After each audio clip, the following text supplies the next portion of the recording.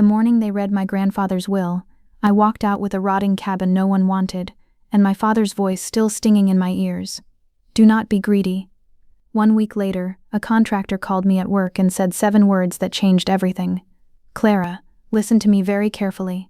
When I pulled up to the property, police lights were already flashing in the woods, and the green box they pulled from beneath the floor had my name resting on the top. What was inside didn't just expose my family's lies, it proved them criminal. But I'm getting ahead of myself entirely right now. Before continuing, please take a quick second to like and subscribe. Only do so if this specific journey resonates with you, and leave your current city and time in the comments. I really want to know. The water from the kitchen tap was freezing, but I kept my hands under it anyway. I watched the soap bubbles wash down the drain. It was Tuesday, November 12th, 2015, exactly at 4:30 p.m. We had just buried Grandpa Arthur 3 hours ago. While the rest of the family sat in the warm, carpeted living room of my father's huge house, I was standing in the cold kitchen. I was washing plates. I did not mind the cold water. It gave me something real to feel. It was better than the heavy, empty feeling in my chest. My sister Vanessa was in the living room. I could hear her soft crying through the wooden door. Every few minutes, a different aunt or cousin would tell her, "Shh, it will be okay, sweetheart. He loved you so much." Vanessa was 27, I was 25. But in this house, Vanessa was always the fragile little girl who needed protection, and I was just the background noise. The kitchen door swung open. My father, Richard, walked in. His expensive black suit was a little wrinkled. He sighed and rubbed his forehead. "Clara?" he said softly, not with love, but with that tired voice he always used when he spoke to me. "Are the sandwiches ready?" "Almost, Dad," I said. I dried my wet hands on a simple white towel. "I just need to put them on the trays." "Well, hurry up," he whispered, looking back toward the living room. "And please use the plastic trays, not the heavy glass ones. You know the glass clinks too much. Vanessa has a terrible headache from crying. We need to keep things quiet for her." I looked at the glass trays on the counter, then at my father. "Dad, I am just putting food out. It won't be loud." "Clara, please," he said, stepping closer. His face looked serious, like he was the one holding the whole world together. "Do not be difficult today. Your sister is broken. You know how sensitive she is. You have always been the tough one. You can handle this. She cannot." I did not argue. I never argued. That was the rule of our house. If I argued, I was being selfish. If I stayed quiet and did all the work, I was doing my duty. I nodded and reached for the plastic trays. "Okay, Dad, I will be quiet." "Good girl," he said, giving my shoulder a quick, tight squeeze before walking back out to the guests. I stood there in the quiet kitchen, the tough one. That was the label they gave me so they would not have to feel guilty for leaving me alone. For the past 2 years, I was the one who drove Grandpa Arthur to Oak Memorial Hospital every Tuesday and Thursday for his kidney treatments. I sat in the waiting room with my cheap laptop, doing my work as a junior clerk for a shoe company, while his blood was cleaned. I was the one who knew he liked his tea with exactly 1 spoon of honey, no milk. I was the one who bought his thick wool socks because his feet were always freezing. Vanessa visited him exactly 3 times in those 2 years. Each time she took a picture with him, posted it on her social media with the caption, "Love my grandpa," and left after 20 minutes because the hospital smell made her feel sick. But today, she was the chief mourner, and my father made sure everyone knew it. I finished putting the turkey sandwiches on the cheap plastic trays. I picked them up and pushed the door open with my shoulder. The living room was full of people. Aunt Helen was sitting next to Vanessa on the big velvet sofa, holding her hand. Vanessa looked beautiful, even when she cried. Her black dress was perfect. Her makeup was slightly ruined in a way that just made her look more sad and angelic. I walked around the room silently, offering the food. Nobody really looked at me. Aunt Helen gave me a tiny, tight smile when I offered her a plate, but she did not speak to me. She was one of the family members who knew the truth. She knew I did all the heavy lifting with Grandpa, but she would never say a word. In our family, keeping the peace was more important than telling the truth. I put the leftover tray on the center table. Next to the tray, there was a thick brown envelope. It had a fancy stamp on the top corner, Harrison and Vance Legal Services. My chest felt tight again. That was the letter from Grandpa's lawyer. Tomorrow morning, at 9 a.m., my father, Vanessa, and I had to go to their office for the reading of Grandpa's will. I did not care about money.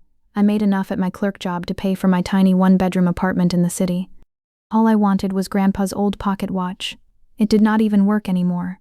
The hands were stuck at 3:15. But he used to let me hold it when I was 7 years old, telling me stories about how time stops when you are truly happy. It was a heavy silver thing, scratched on the back. It was the only piece of him I wanted to keep. Clara, Vanessa's voice broke my thoughts. She sniffled and looked up at me with red eyes.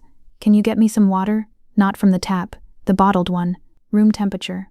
I looked at her. I could say no. I could say, get it yourself, I am tired too. But I saw my father looking at me from across the room. His eyes were sharp, giving me a silent warning. Do not upset her. Sure, Vanessa, I said softly. I turned around and walked back to the kitchen. The house felt huge, but there was no space for me in it. I opened the pantry and grabbed a plastic water bottle. I thought tomorrow would just be a simple meeting. I thought I would get the broken watch, Vanessa would get some money, and life would go on exactly as it always did. I thought the quiet pain in my chest was the worst thing I would ever feel.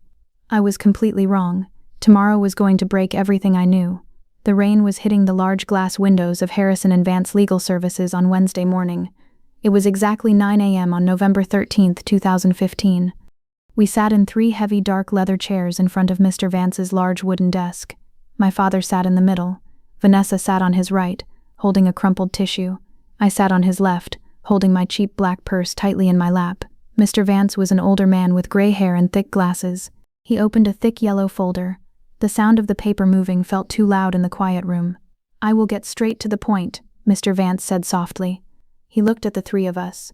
Arthur was a careful man. His instructions are very clear. He started reading the legal words. I did not understand all the heavy lawyer talk, but I understood the numbers and the names. To my oldest granddaughter, Vanessa, Mr. Vance read, I leave my primary home on 88th Elm Street and the total of my savings account, which is currently $345,000. Vanessa gasped and covered her mouth. My father patted her knee. He wanted you to be safe, sweetie, my father whispered. I did not feel angry about the money or the house. I already knew Vanessa would get the comfortable things. That was how our family worked. I just sat quietly, waiting to hear about the silver pocket watch. Mr. Vance turned the page. To my youngest granddaughter, Clara. I leave the property located at 42 Pine Road, Lakewood. I blinked. Pine Road. My father shifted in his chair. He cleared his throat. Ah, yes, he said. The old cabin. I knew that place. Grandpa bought that small cabin back in 1998. He wanted to fix it up for summer trips, but the roof broke in a storm, and the wood started rotting. He never went back. It was deep in the woods, abandoned, and completely worthless. The city taxes on it were probably more than the land was even worth. Is that all? I asked Mr. Vance. My voice was very quiet. Did he mention his silver pocket watch? Mr. Vance looked at the paper again, then looked up at me. The will states that all small personal items, jewelry, and clothing are to be divided by the executor of the estate. That is your father, Richard. Mr. Vance pushed a small brown cardboard box across his desk toward my father. My father opened the box. Inside were Grandpa's reading glasses, his wedding ring, and the heavy silver pocket watch. The glass on the watch was scratched. The hands were still stuck at 3:15. My heart beat a little faster. Dad, I said, leaning forward just a little. You know he wanted me to have that. I used to hold it when I took him to his hospital visits. Please. My father picked up the watch. He looked at it, and then he looked at Vanessa. Vanessa was staring at the shiny silver metal. Dad, Vanessa sniffled. I don't have anything small to remember him by. The house and money, that's just paper and bricks. But this is his real memory. My father nodded slowly. He reached over and placed the silver watch into Vanessa's soft, perfectly manicured hands. Here you go, Vanessa, my father said warmly. Keep it safe. I felt cold. It was like someone had poured ice water down my back. Dad, I said, my voice shaking just a little bit. I drove him to the hospital every Tuesday and Thursday for 2 years. He promised me that watch. My father turned to look at me. His face became hard. The warm fatherly look was gone. Clara, stop it, he said in a low, sharp voice. Do not be greedy. You just got a whole piece of real estate. You own a cabin now. Your sister is grieving. She needs emotional support, and you are fighting over a broken old watch? Have some shame. A cabin, I said, feeling the sting of tears behind my eyes, but I forced them back. Dad, that cabin is rotting. It is abandoned. It has no electricity or water. It's just junk. The watch is all I wanted. I am the executor, Clara, my father said firmly, closing the cardboard box. My decision is final. I will not let you ruin this difficult day with your jealousy. You are strong. You can manage on your own. Vanessa needs this. I looked at Vanessa. She was holding the watch against her chest, looking down. She did not say a word to defend me. She did not offer to share. She just took it. And then, I looked at my father. I really looked at him. I saw the way his jaw was set. I saw that he did not feel sorry for me at all. In his mind, he was doing the right thing. He believed his own lie. He truly believed Vanessa was a fragile victim and I was a selfish problem. Something inside me quietly snapped. It was not a loud, dramatic break. It was a silent, peaceful kind of breaking, like a dead branch finally falling off a tree. I stopped fighting. The hope that my family would ever see my pain or love me equally just died in that chair. Okay, I said. My voice was flat, empty. My father looked surprised. He was ready for me to argue more so he could scold me again. When I didn't, he just adjusted his tie. Good. I am glad you are being mature about this.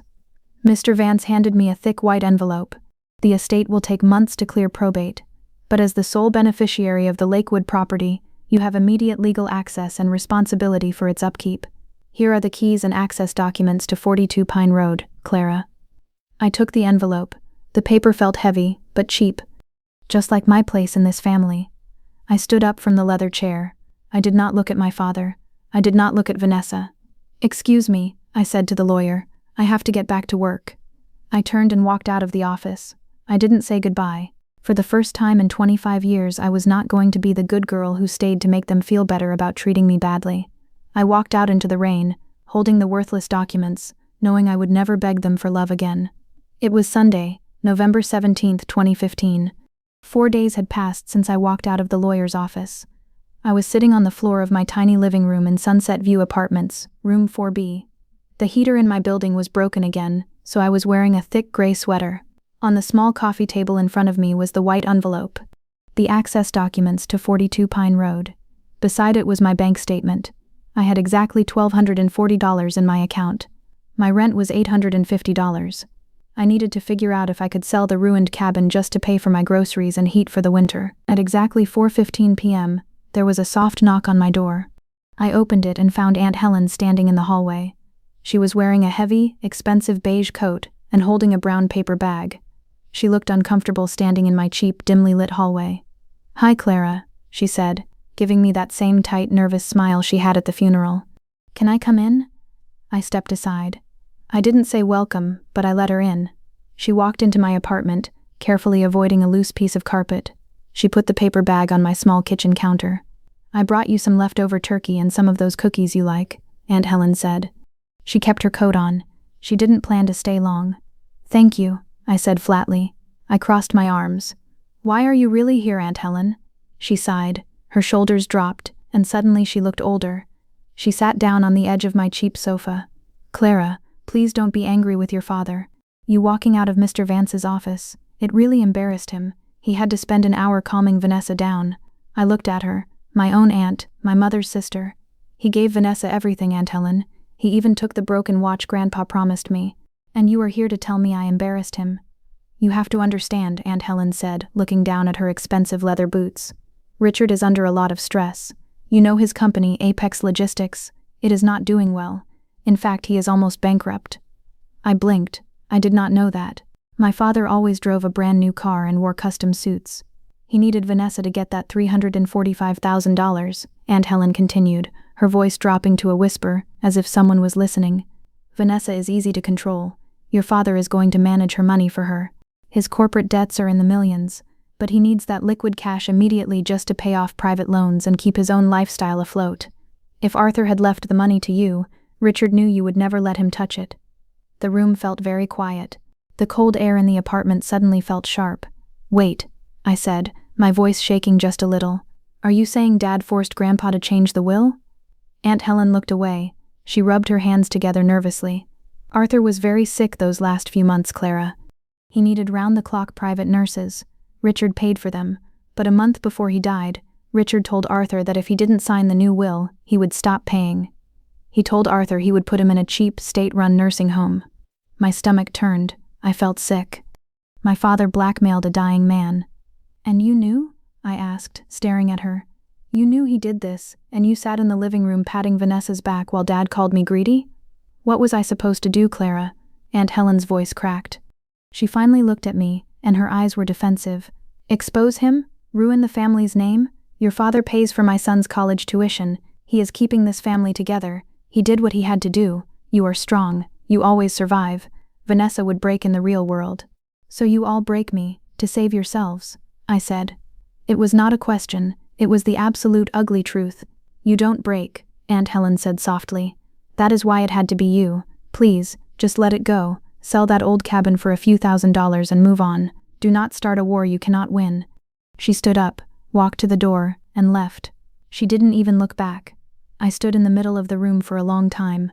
The smell of her expensive perfume was still in the air, mixing with the smell of my cheap instant coffee. For 25 years I thought I was the problem. I thought if I was just quieter, worked harder, and helped more, they would eventually love me. But Aunt Helen's words completely destroyed that illusion. My father didn't mistreat me because I was bad. He mistreated me because I was useful. I was the dumping ground for their guilt and their secrets.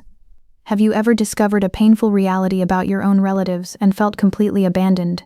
Seriously, if you have survived that, I need to know how. Share your experience down below. I looked at the white envelope on the table. The documents to the cabin. My father gave me this cabin because he thought it was a dead end. He thought I would quietly sell the land for pennies and disappear from their lives, leaving him to play the hero with Vanessa's money. I reached for the white envelope. I touched the rough paper. No more crying. No more waiting for an apology that was never going to come. I was done being the good girl who washed the dishes while they stole my life. I picked up my laptop and opened the internet browser. I typed in affordable contractors in Lakewood. I clicked on a cheap-looking website for build-right contractors. The owner's name was listed as David Miller. I picked up my phone and dialed the number. It rang 3 times before a rough, deep voice answered. "Build-right, this is David." "Hi," I said. My voice was completely steady. "My name is Clara. I just inherited a property at 42 Pine Road. It is an old cabin, abandoned for years. I need someone to go out there, clear the junk, and tell me exactly what the foundation looks like." "Pine Road?" David said. I could hear papers shuffling in the background. "That's deep in the woods, lady. No power lines out there. It's going to be dirty work." "I don't care," I said. "I have a budget of $500 to start the cleanup. Can you go tomorrow?" There was a pause. "Yeah, I can head up there tomorrow morning." "Good," I said. "Thank you." I hung up the phone. I looked at the dark window of my apartment. I didn't know what was in that cabin, but it was mine. It was the only thing I had.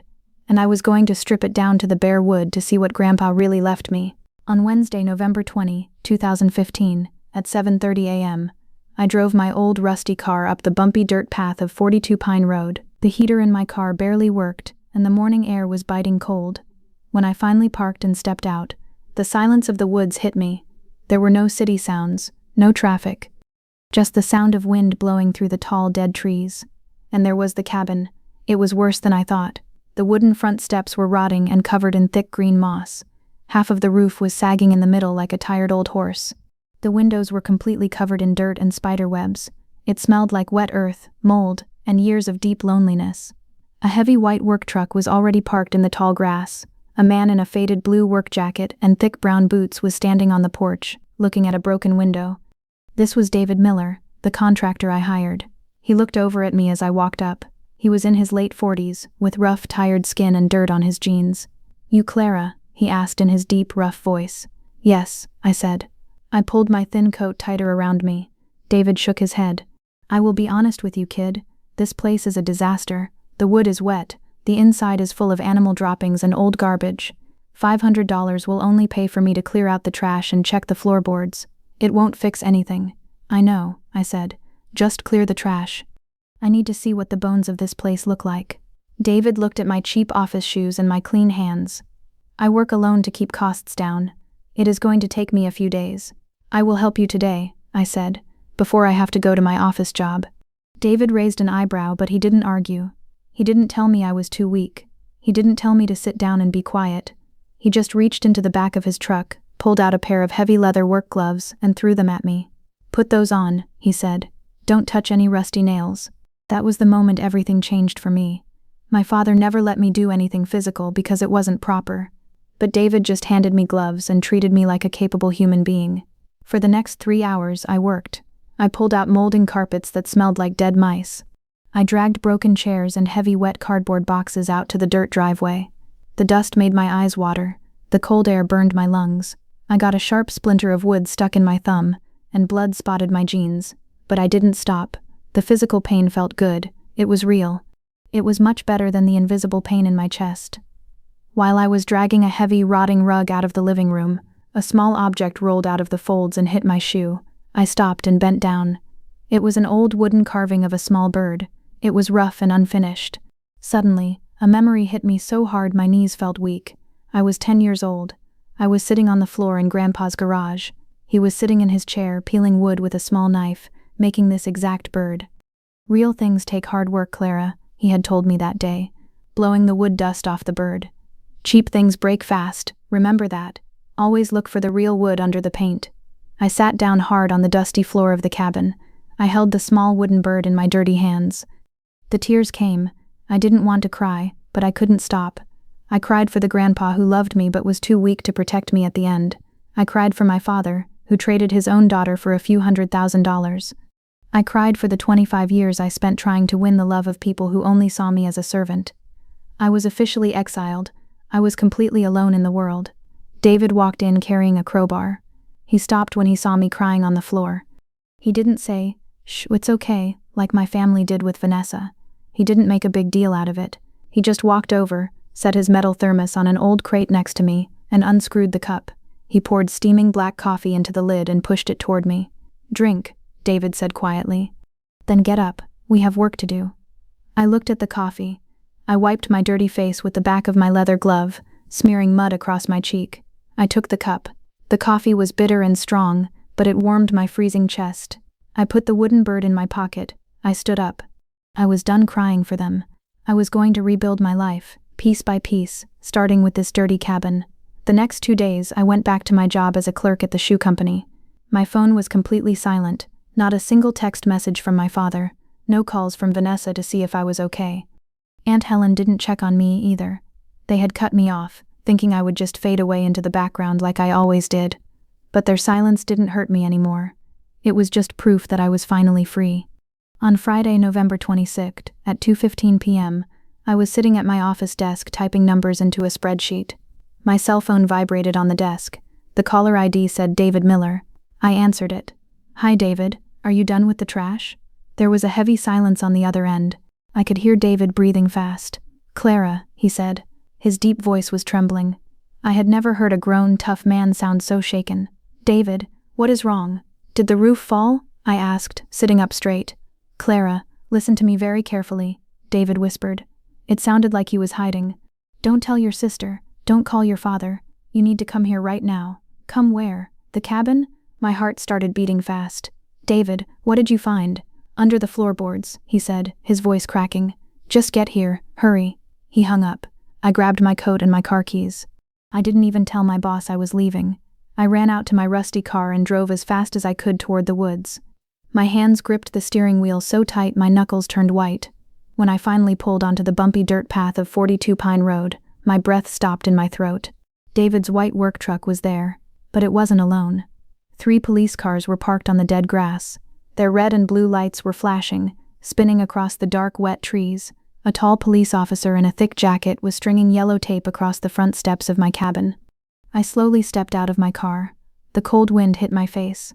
I looked at the police, at the yellow tape, and at the dark hole David had opened in the floor of the cabin. Suddenly the pieces connected in my mind.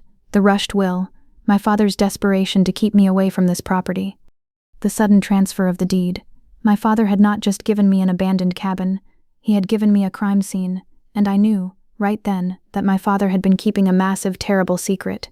The red and blue lights of the police cars flashed against the dark tree trunks. The silence of the woods was gone, replaced by the crackle of police radios and the heavy crunch of boots on the dirt. I stood completely still by my rusty car. A tall police officer in a thick yellow vest held up his hand. "Stop right there, miss. This is a restricted area." "Let her through," a rough voice called out. David walked out from behind the yellow police tape. He was smoking a cheap cigarette, his hands shoved deep into his dirty jacket pockets. He looked stressed. He nodded at the police officer. "She is the owner of the property. Clara, come here." I walked under the yellow tape. My legs felt heavy. "David, what is going on? Why are the police here? David dropped his cigarette and stepped on it. He looked at me with serious, tired eyes. I was pulling up the rotting wood in the back bedroom. My crowbar hit something hard under the dirt. It was a heavy green metal box, like an old military box. It was locked tight. I swallowed hard. Did you open it? I had to, David said. Sometimes people leave dangerous chemicals or old hunting bullets in these cabins. I broke the lock with my hammer. Clara, I had to call the police. I am just a simple contractor. I cannot be around what is inside that box.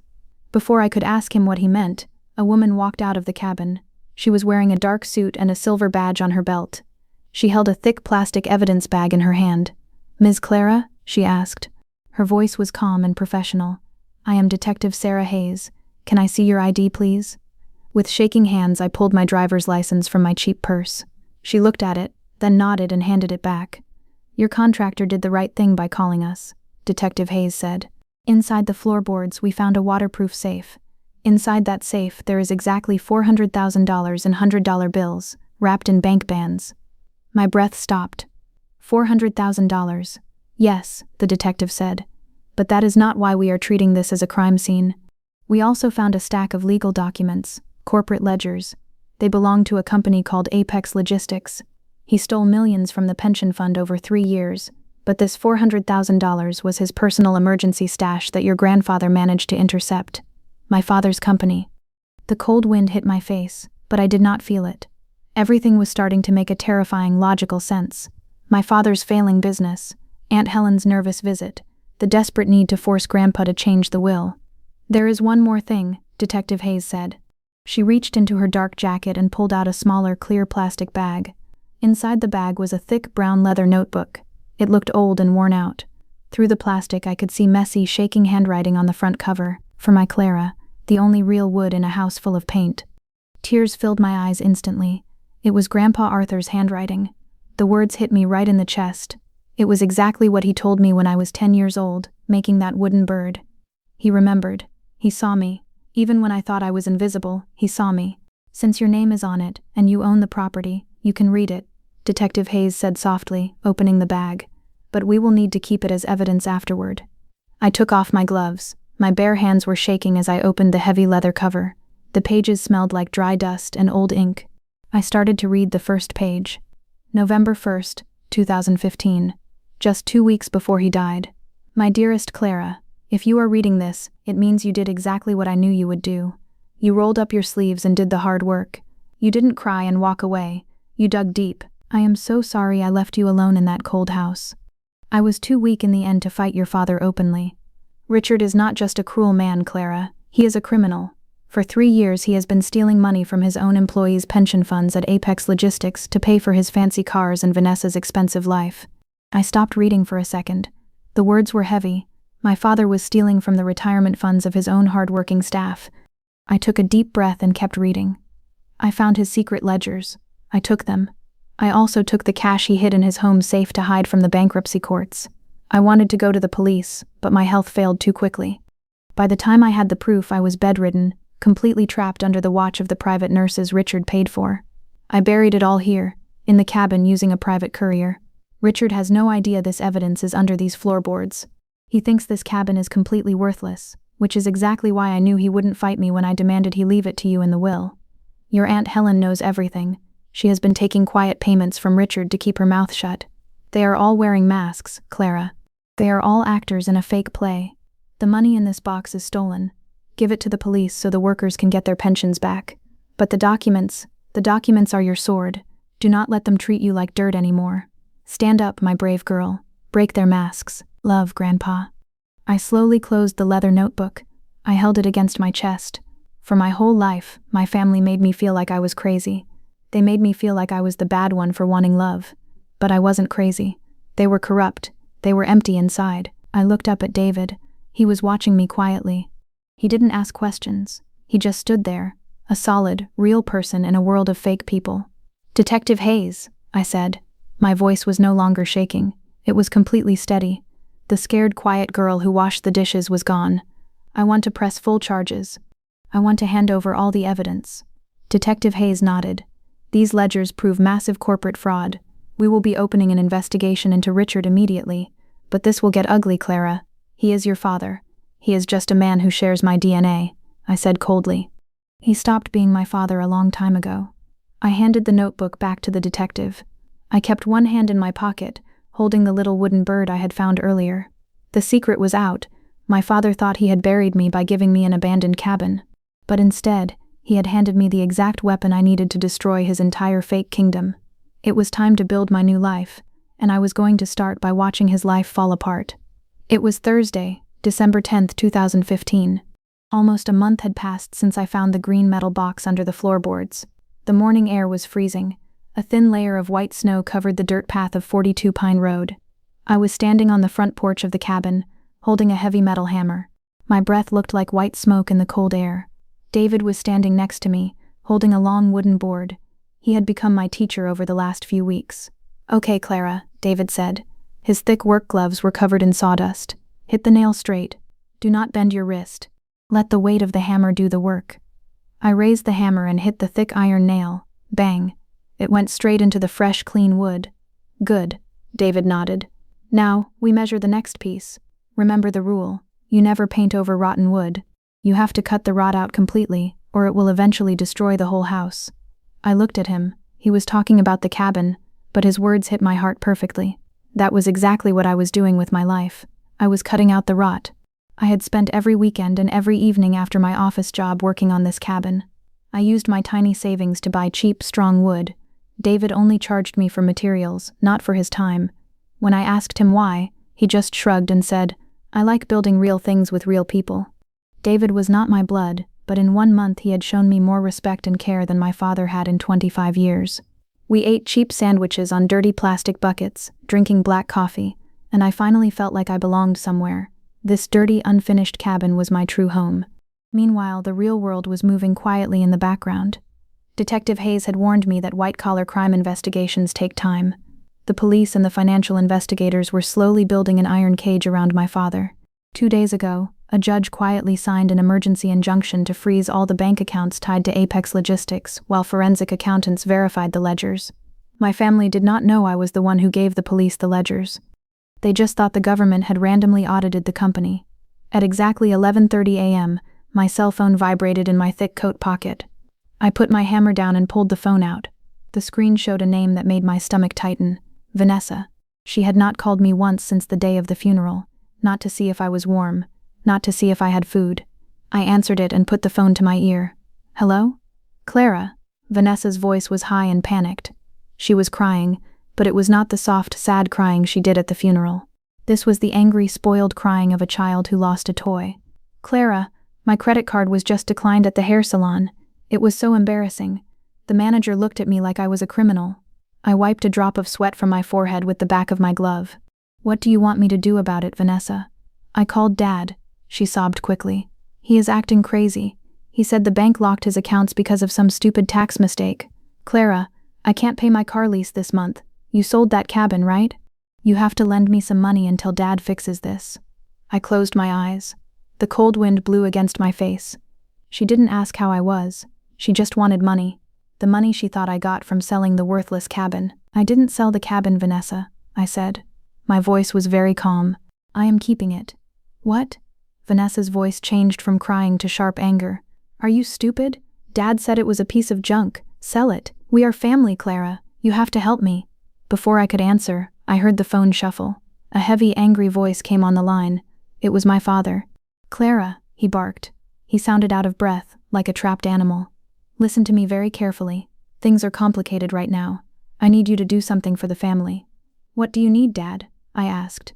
I leaned against the fresh wooden rail of my new porch. I looked at David, who was quietly watching me.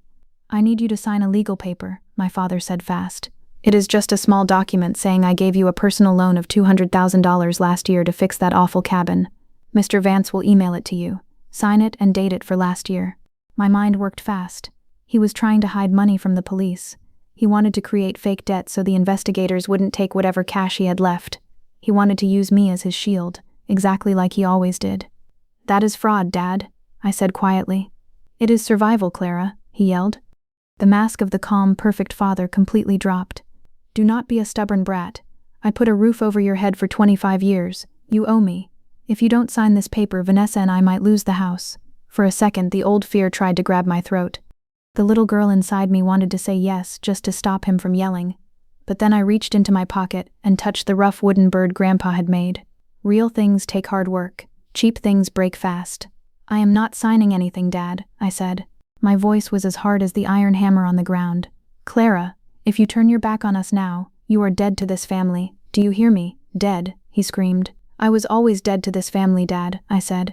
"You just forgot to bury me." I pressed the red button and ended the call. I stood there in the quiet snow. My heart was beating fast, but I was not scared. I was completely free. For the first time in my life, I said no. I drew a boundary. David walked over. He picked up his hammer and handed me mine. He didn't ask what the phone call was about. He just pointed at the next piece of wood. "Next nail, Clara," David said softly. "Next nail," I repeated. I raised the hammer and hit the nail with all my strength. The police had his accounts. The investigators had his ledgers. But the real storm was just beginning. In exactly 14 days it would be Christmas Eve. Aunt Helen hosted the big family dinner every year without fail. It was the only time the whole family, all the enablers and all the fake smiles gathered in one room. And for the first time in my life, I was not going to stand in the kitchen and wash their dishes. I was going to sit at the table, and I was going to burn their fake perfect world to the ground. It was Monday, December 24th, 2015. The time was exactly 6:15 p.m., 3 days before Christmas Eve. I was sitting inside the cabin at 42 Pine Road. It looked different now. David had set up a small, temporary generator outside. A single, bright yellow light bulb hung from the ceiling, filling the room with a warm glow. The smell of rotting carpet was completely gone, replaced by the sharp, clean smell of fresh pine wood and sawdust. I had set up a cheap plastic folding table in the middle of the room. On top of it were neat stacks of paper. At my day job as a clerk, my only duty was to organize shipping invoices. I was invisible, but I was very good at sorting details. Now, I was using those same skills to organize the copies of my father's secret ledgers. Detective Hayes had given me copies of the unsealed court documents before she took the originals. I arranged them by date, by amount, and by the names of the employees he stole from. Every number was a life he had ruined just to buy Vanessa another designer bag. There was a heavy knock on the cabin door. I stood up and opened it. Detective Sarah Hayes was standing on the porch. She was wearing a thick black winter coat, and her breath showed in the freezing air. "Hi, Clara," she said, stepping inside to get out of the cold wind. She looked around the clean, bare wooden walls. "You have done a lot of work here." "I am cutting out the rot," I said simply. "What is the news, Detective?" Detective Hayes unbuttoned her coat and sighed. She looked tired. "The financial net is completely closed around Apex Logistics. We have frozen his personal accounts too. Your father is panicking. He hired a very expensive defense lawyer yesterday." I crossed my arms. "Can he buy his way out of this?" "No." Hayes shook her head. "The evidence your grandfather hid is too strong. We are going to arrest him soon. White-collar warrants take a few days to process through the judge, and we needed to build an airtight case before making a move. However, if he tries to move any assets or leave the country, he becomes an immediate flight risk, and we will execute an emergency arrest." I looked at the stacks of paper on my plastic table. "If he knows he is caught, why is he fighting?" Detective Hayes looked at me with a soft, sad expression. "Because he is trying to change the story, Clara. We intercepted a phone call between him and his lawyer. Your father is claiming that he didn't steal the money. He is telling the legal team that Grandpa Arthur was the one secretly moving the funds before he died, and that Richard was just trying to fix his father's mess." The room went completely silent. The only sound was the low hum of the generator outside. My stomach dropped. I felt a hot, sharp anger rise in my chest. He was blaming a dead man.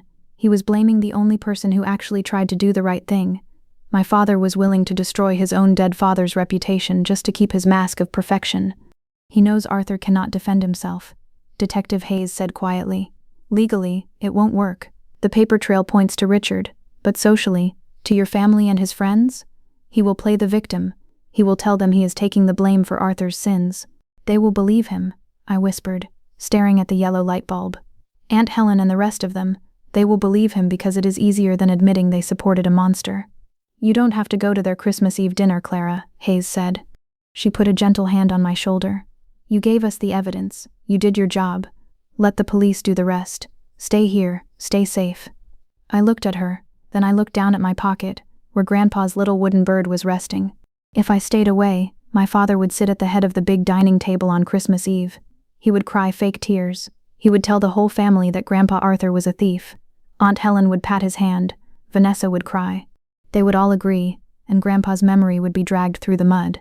"No," I said. My voice was very quiet, but it was solid like stone. "I am going to that dinner." Detective Hayes looked at me for a long moment. She saw the absolute certainty in my eyes. She nodded slowly, zipped up her coat, and walked out into the dark night. The next day, Tuesday, December 26th, I went back to my cheap apartment in the city. I opened my small closet. Inside were dull gray sweaters, baggy black pants, and faded shirts. For 25 years I dressed like a shadow because I believed I was one. I wore clothes that made it easy to clean ovens, wash dishes, and stay out of the way. I took all of them and threw into a black trash bag. I took $100 from my small bank account. I walked to a simple department store downtown. I didn't buy anything flashy or expensive. I bought a dark blue tailored dress. It had clean lines and a high collar. It didn't look like a servant's dress. It looked like armor. On Wednesday, December 23rd, at 4 p.m., I was back at the cabin. David was packing his heavy tools into his white truck. The basic structure of the cabin was finally safe. The roof was sealed against the snow. "I am taking a few days off for the holiday," David said, wiping his dirty hands on a rag. He looked at me. "Are you going to be okay out here alone tomorrow night?" "I won't be here tomorrow night," I said. "I am going to Aunt Helen's house for the family dinner." David stopped wiping his hands. He frowned.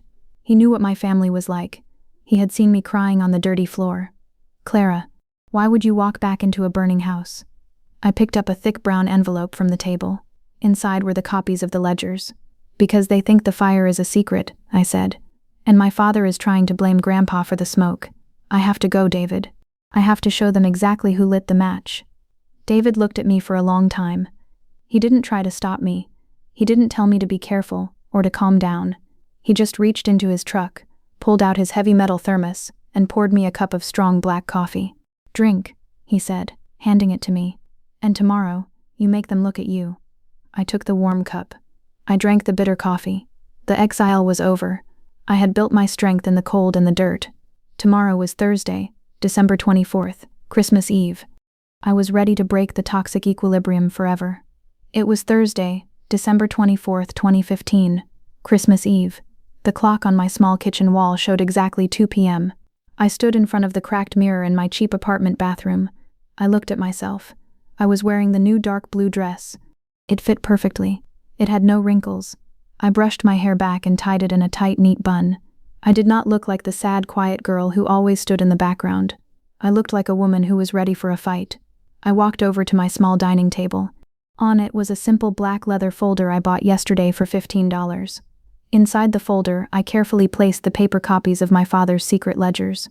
In the front pocket, I put Grandpa Arthur's notebook, wrapped safely in a clear plastic sleeve. At exactly 2:15 p.m., my cell phone rang. The screen showed Aunt Helen. I took a deep breath, letting the cold, calm feeling settle in my chest. I answered the phone. "Hello, Aunt Helen." "Clara," Aunt Helen said quickly. She sounded out of breath and annoyed. I could hear pots clinking in the background. "Where are you?" "The caterers are running late. I need you to come to the house by 3:30 p.m. The good crystal glasses need to be washed by hand. You know Vanessa will not drink out of water spots." For 25 years, that was my role. The unpaid maid. The shadow who cleaned up everyone else's messes. "I am not coming early, Aunt Helen," I said. My voice was very smooth, without any anger. "Dinner starts at 6 p.m. I will be there at 5:45. There was a sharp silence on the phone. "Excuse me?" Aunt Helen said, her voice dropping into an angry whisper. "Clara, do not do this today. Your father is dealing with a terrible tax misunderstanding. The bank froze his accounts for no reason. He is under extreme stress, and he is doing his best to keep this family safe. The least you can do is come and help us." There it was, the enabler's excuse. She knew my father blackmailed a dying man. She probably knew he stole from his workers, but in her mind he was still the hero. He was the one paying for her son's college. So, she justified his evil actions as stress and called me a bad daughter for not washing glasses. "I will see you at 5:45, Aunt Helen," I said quietly. "Clara, bring your black apron at least. Use the back door near the kitchen when you arrive." I pressed the red button and hung up. I picked up the black leather folder. It felt heavy in my hands. It was the weight of the truth. I picked up my cheap coat, put it on, and walked out the door.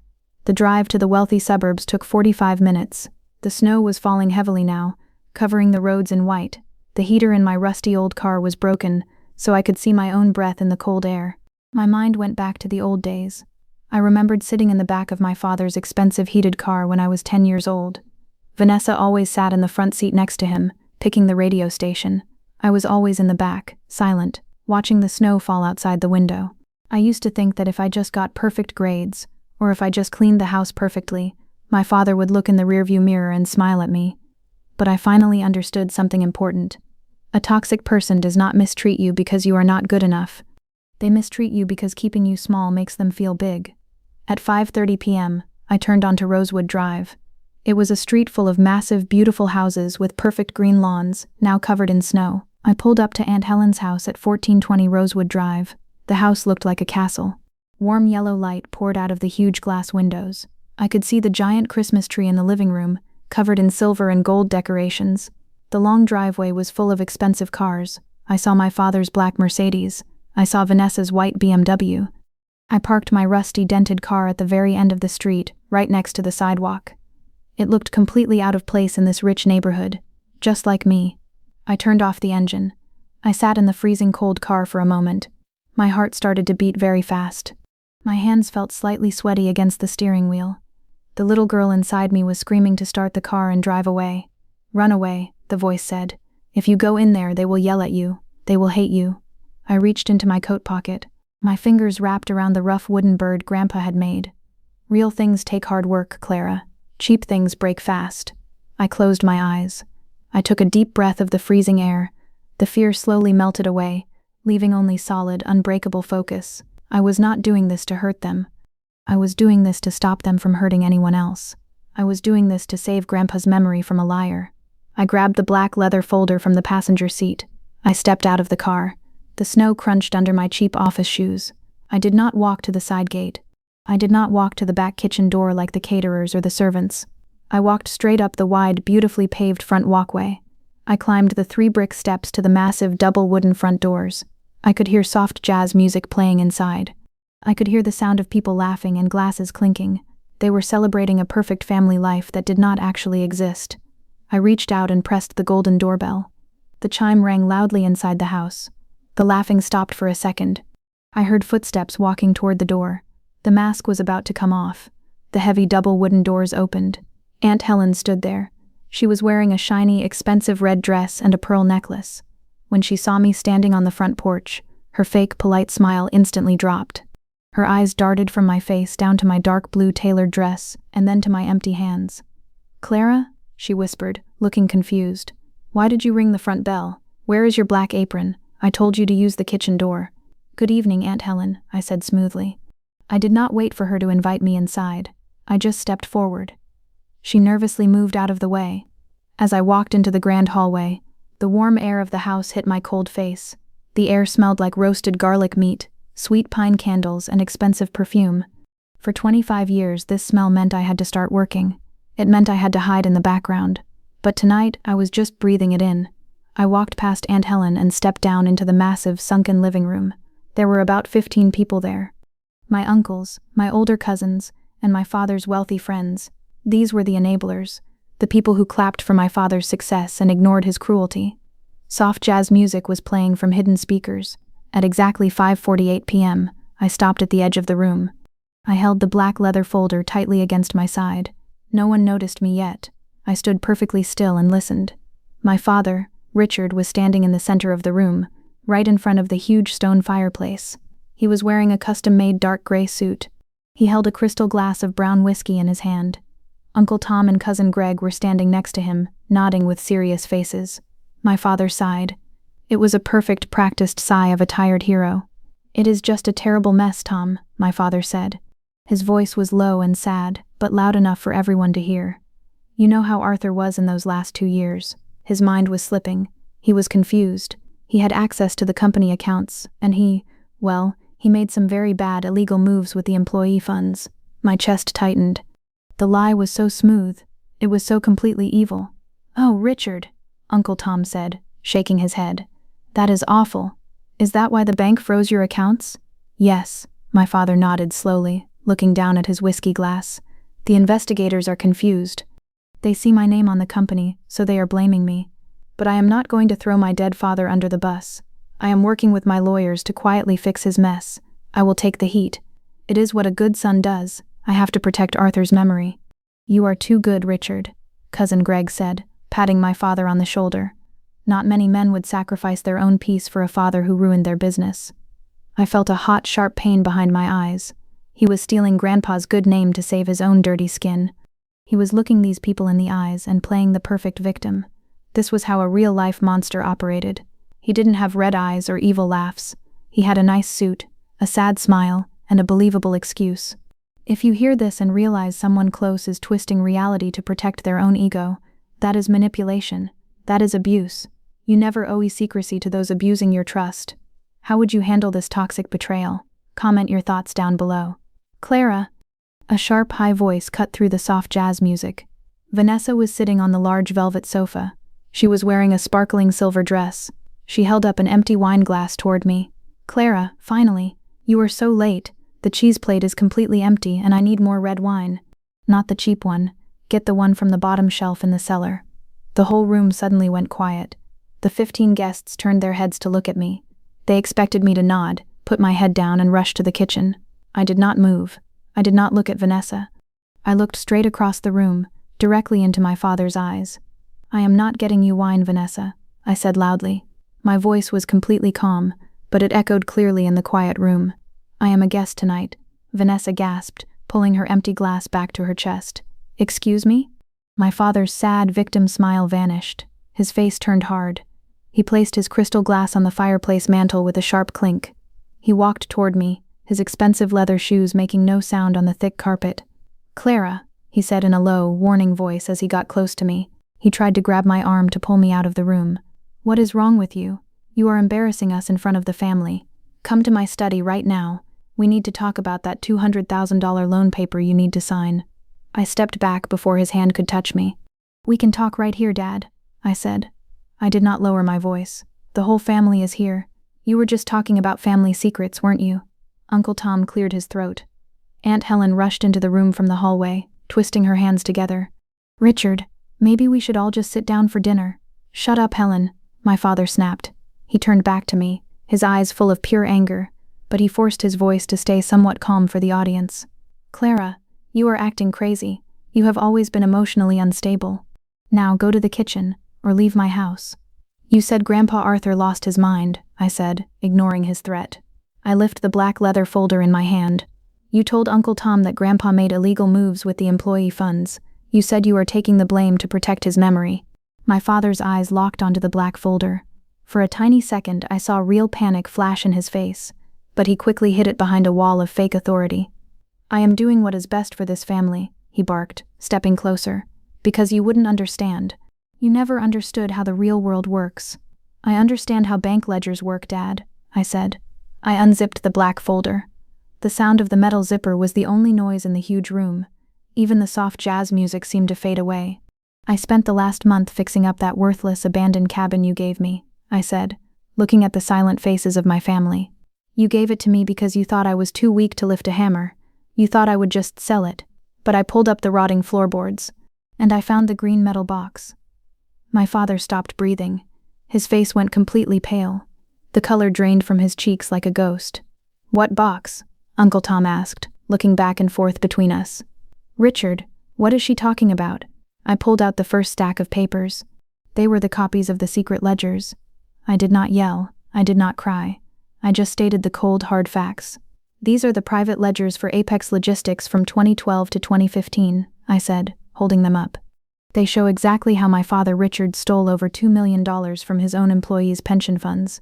He hid the cash to save himself from bankruptcy, while he forced a dying old man to change his will. You are lying, Vanessa screamed from the sofa, dropping her glass. It shattered on the floor, but no one looked at her. I am not, I said softly, looking at my father. He was frozen, staring at the papers in my hand. And I did not come here to argue with you, Dad. I came here to give you a message. The room was completely quiet. The clock on the wall ticked loudly. It was exactly 5:52 p.m. For a few long seconds, nobody moved. The beautiful, rich family gathering was totally frozen. The smell of sweet pine candles suddenly felt heavy and suffocating. My father broke the silence. He let out a loud, forced laugh. It was a dry, ugly sound. "Look at her," my father said to the room. He pointed at me, but his hand was shaking just a little. He looked at Uncle Tom. "I told you she was mentally unwell, Tom. She is jealous. She has been jealous ever since I gave Vanessa her inheritance. Now she is printing fake papers from the internet to ruin our Christmas. Clara, this is sick, even for you." He tried to step forward to grab the black folder from my hands. I did not step back. I just held out a thick stack of papers toward Uncle Tom. "Uncle Tom," I said clearly, "you have been an accountant for 30 years.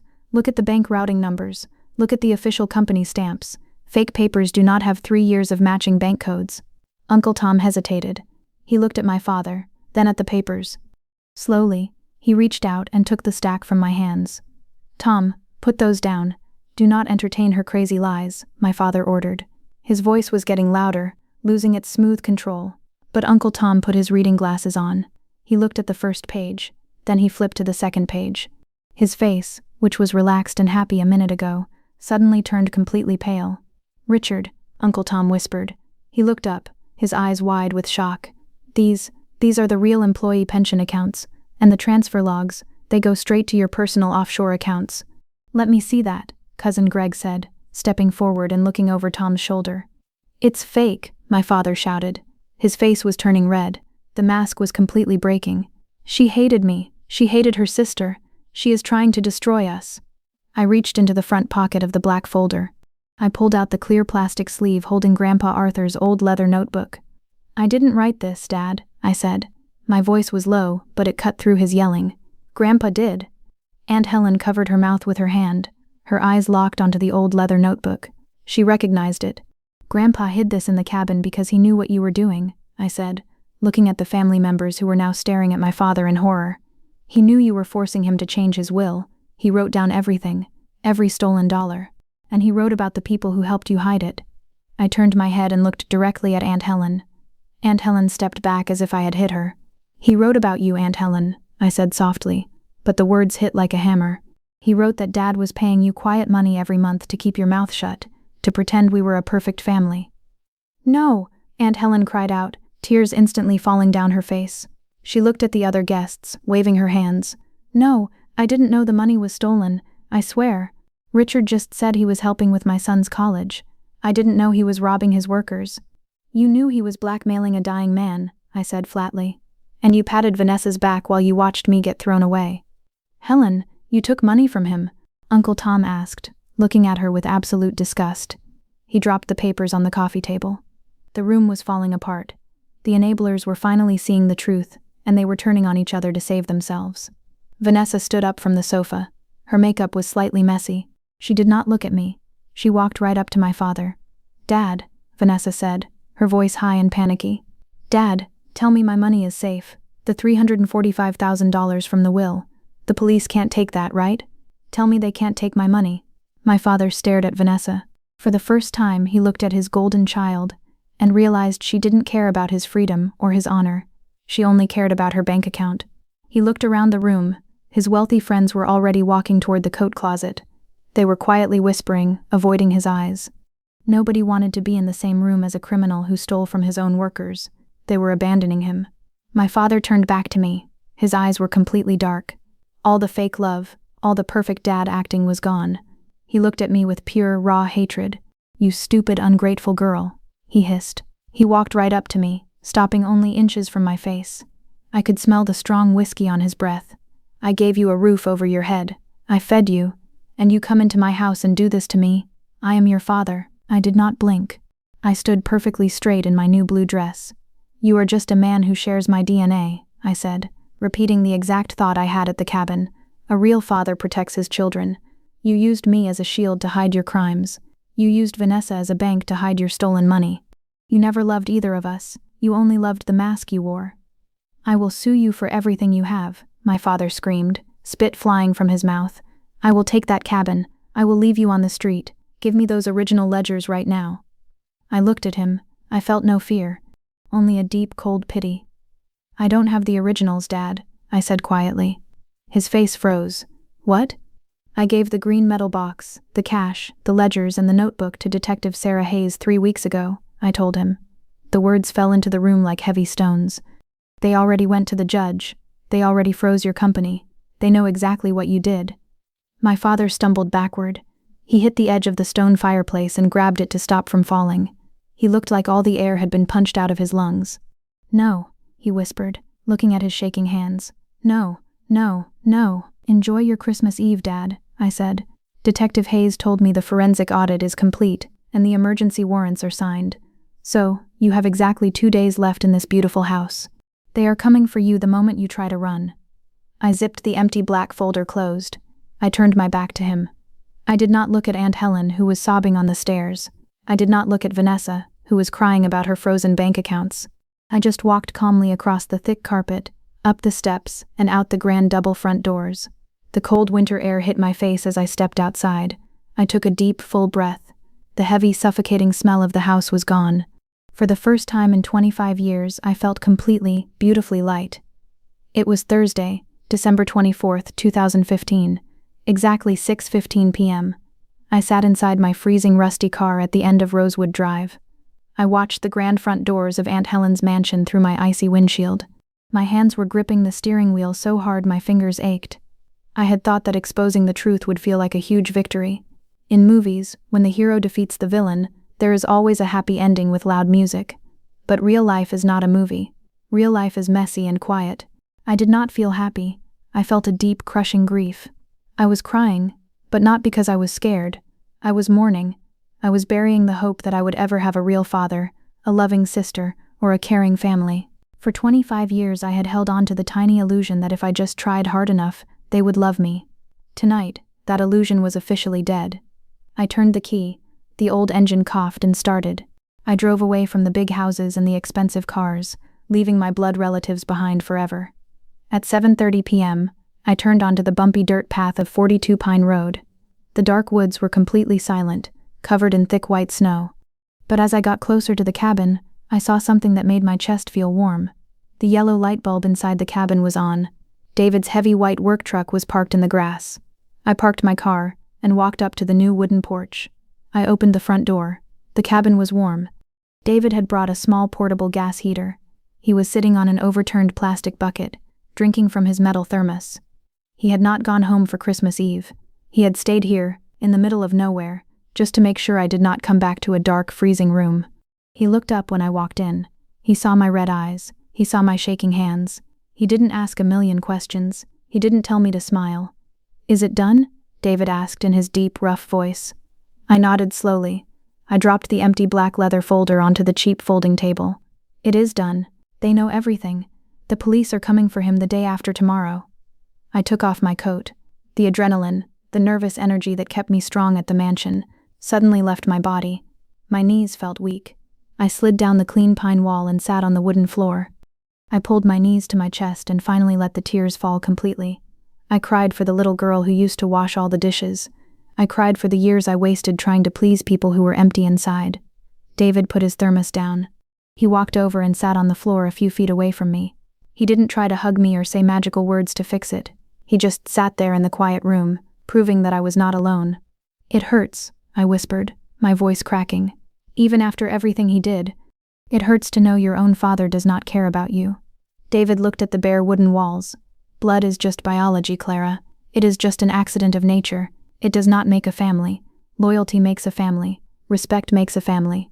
He pointed to the new floorboards we had installed together. "You and I built this floor. We cut out the rot.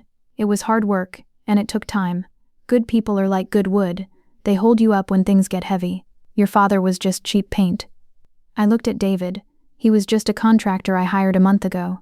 He had rough hands and dirty work boots. But in 1 month, he had become the father figure I never had. He was my chosen family. I wiped my face with the back of my hand and nodded. The heavy pain in my chest slowly began to fade, replaced by a quiet, solid peace. The next morning was Friday, December 25th, 2015, Christmas Day. I woke up at 9 a.m. on a cheap air mattress inside the cabin. The morning sunlight was shining brightly through the newly cleaned windows. It was the most peaceful Christmas morning of my entire life. No one was yelling at me to make coffee. No one was complaining about the temperature of their water. At exactly 10:15 a.m., my cell phone vibrated on the plastic table. I looked at the screen. It was Vanessa. A month ago, my heart would have jumped. I would have answered quickly to see what she needed. Now I just looked at the ringing phone with cold, calm eyes. I pressed the green button and put the phone to my ear. "Hello, Clara." Vanessa's voice was hysterical. She was sobbing loudly. "Dad is packing a suitcase. He says he has to leave the country. His lawyers won't even answer the phone. My bank cards are completely blocked, Clara. I have $50 in my purse. You ruined everything." She didn't care that our father was a criminal. She didn't care that he stole from innocent workers. She only cared that her easy, rich life was over. She was exactly like him. "I didn't ruin anything, Vanessa," I said smoothly. "Dad ruined it. He built a house on stolen money, and it finally collapsed." "You have to help me," she screamed through the phone. "I don't know how to pay bills. I don't have a job. You are my sister. You owe me." The little girl inside me was completely gone. I felt nothing but a firm, healthy boundary. "No, Vanessa," I said. My voice was gentle but absolutely unbreakable. "I do not owe you anything. I am not your mother, and I am not your maid anymore. You are a 27-year-old woman. It is time for you to learn how to survive in the real world. Clara, please, do not call this number again," I said. I pulled the phone away from my ear and pressed the red button. Then, I went into my phone settings and blocked her number. I blocked Aunt Helen. I blocked my father. I put the phone down on the table. The silence in the cabin was beautiful. I reached into my pocket and took out the small wooden bird Grandpa Arthur had carved for me. I placed it gently on the windowsill, right in the bright morning sunlight. The toxic equilibrium was broken forever. The exile was over. Now it was just time to finish building my new life. It was Saturday, December 26, 2015. Exactly 8:30 a.m., I was sitting at my small kitchen table in my city apartment, drinking a cup of instant coffee. The news was playing quietly on my old television. My cell phone rang. It was Detective Sarah Hayes. I answered it immediately. "Good morning, Clara," Detective Hayes said. Her voice sounded tired but relieved. "I wanted to call you before you saw it on the local news. We got him." I put my coffee mug down. "Did he surrender?" "No," Hayes sighed. "He tried to run. We arrested Richard at the international airport at 5 a.m. He had a one-way ticket to Switzerland and a suitcase full of whatever cash he had left. He didn't even tell Vanessa he was leaving. He just left her sleeping in the house." A cold, sad smile touched my lips. Of course he ran. My father played the brave hero when he was safe in his big house, but the moment he faced real trouble, he abandoned his golden child to save himself. "Is he in jail?" I asked quietly. "Yes," Detective Hayes said. "Because we flagged him as a flight risk, the system alerted us the moment he booked the ticket. And because he tried to flee the country, the judge completely denied his bail. He will stay in a small concrete cell until his trial next year. The bank is foreclosing on the mansion on Rosewood Drive. Aunt Helen and the rest of the family are being investigated for receiving stolen money. The perfect family is officially over, Clara." "Thank you, Detective," I said softly, "for listening to me, for believing me. You saved those workers' pensions, Clara." "You did the hardest part," Hayes replied. I hung up the phone. I looked out the small window of my apartment. The winter sky was gray, but for the first time in my life, my future looked completely bright. My father was finally facing the real world. He was locked in a cold room, and no amount of fake smiles or expensive suits could buy his way out. 6 months passed. It was Sunday, May 15th, 2016. The time was 5 p.m. The snow was gone, replaced by the bright, warm green of spring. I was standing on the front porch of 42 Pine Road. It was no longer an abandoned, rotting shack. It was a beautiful, strong, simple home. David and I had worked every single weekend to finish it. We put on a strong metal roof that cost me $1,200 from my savings. We painted the outside a deep, calm green.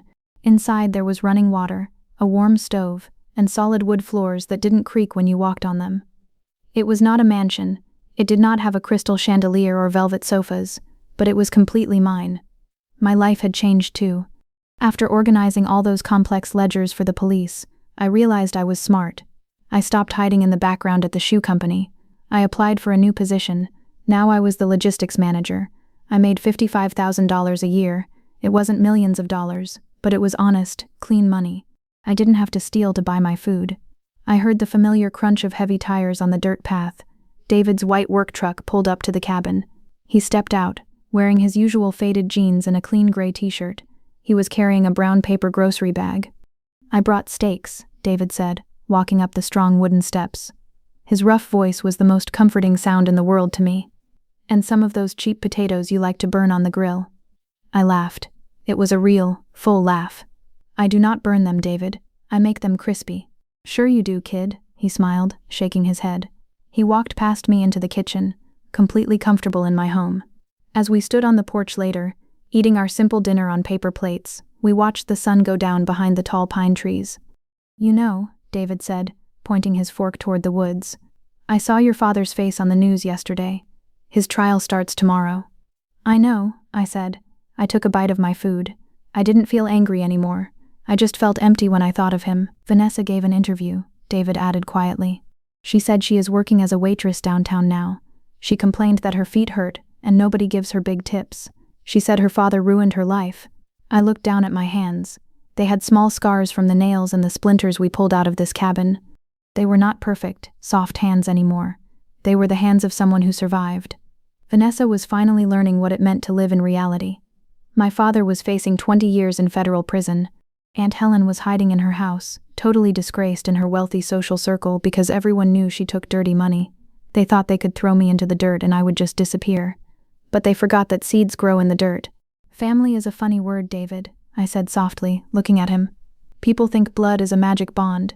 They think just because you share DNA with someone, you have to let them hurt you forever. But blood is just biology.